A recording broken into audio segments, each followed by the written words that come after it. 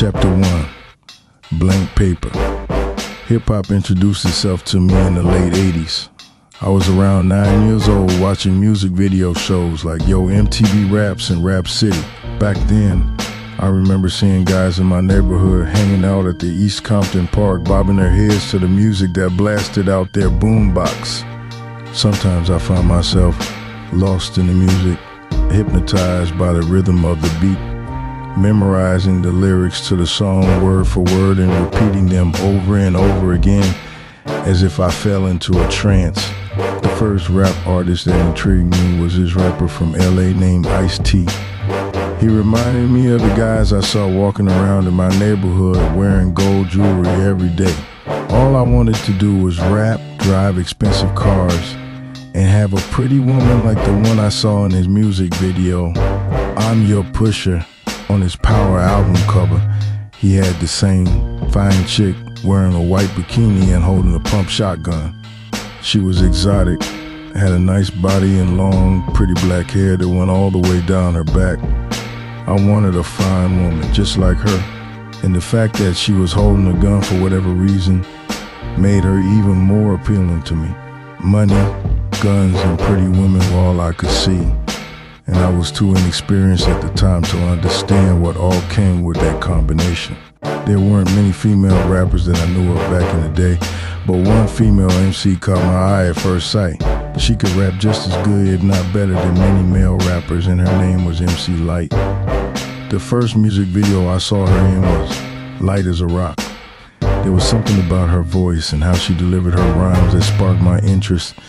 She wasn't exotic looking like that woman in Ice-T's music video, but MC Light was fine too and didn't come off as soft.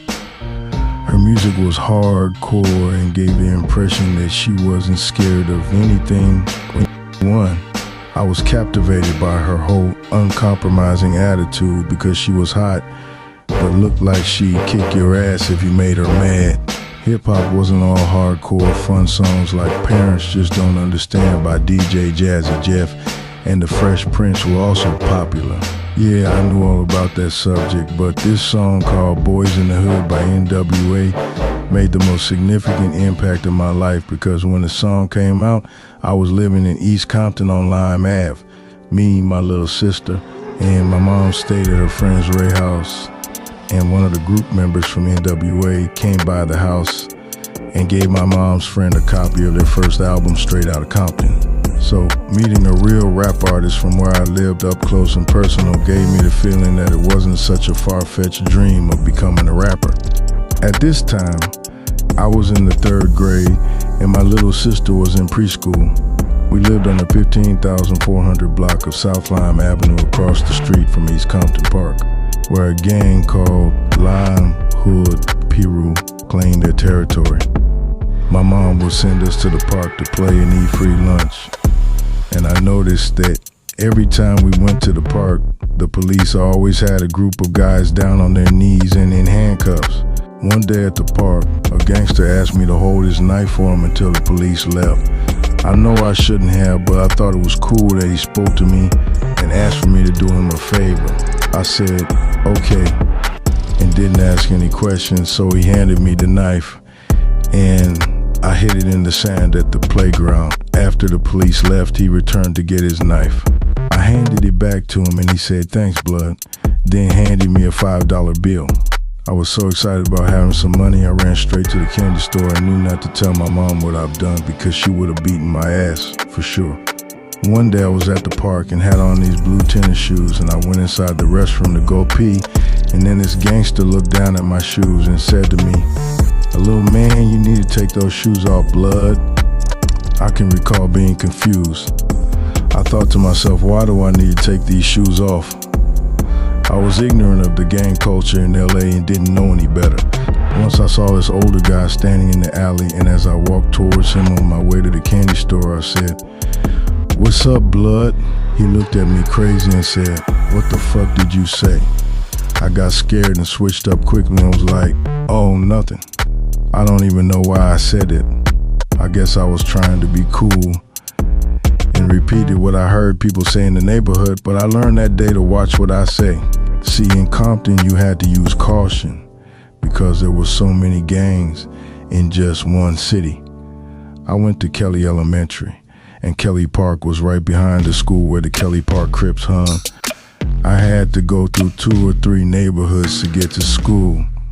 When these tennis shoes called British Knights first came out, they had the letters BK on the side of them, and this boy in my class had a pair. I said to him, "I like those shoes, I want some too." And he said, "You can't wear these where you live." And I said, "Why not?" He said, "You can't wear them because there are Bloods where you stay."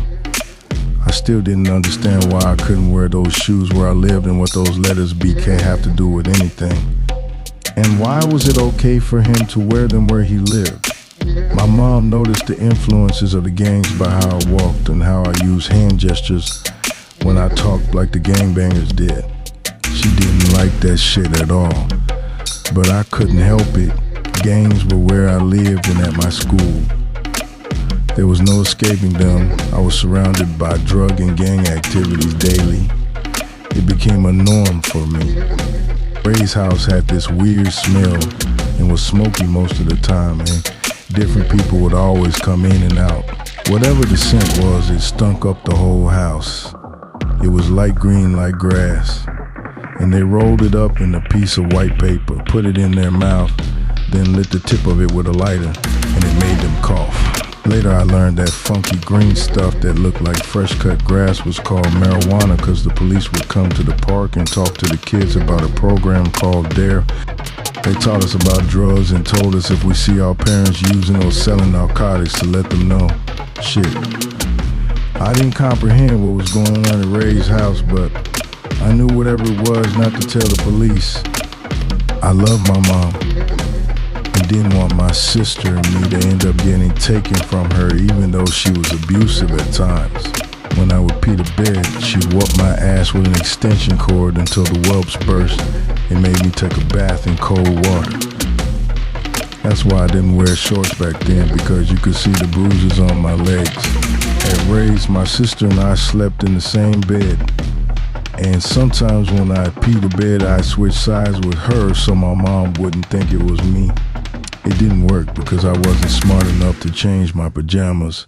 All she had to do was check them and smell the piss on my pants. I pissed in the bed one time, and she blindfolded me so I wouldn't see the whipping coming and start running. Yeah, my sister and I got our butts whipped. My sister was so scared of getting a beating, she ran up in some Mexican people's house we didn't know to get away from her, and my mom had to drag her out of there. One day my mom sent me on the city bus to get my hair cut. I don't know how I made it to the barbershop, but I did. I know people on the bus must have been like, what is this little ass boy doing riding the bus by himself in Compton? But in LA, you see a lot of things that shouldn't be happening. When my grandfather found out, he was so pissed at my mom. But you grow up fast being a kid in Compton. You live and you learn.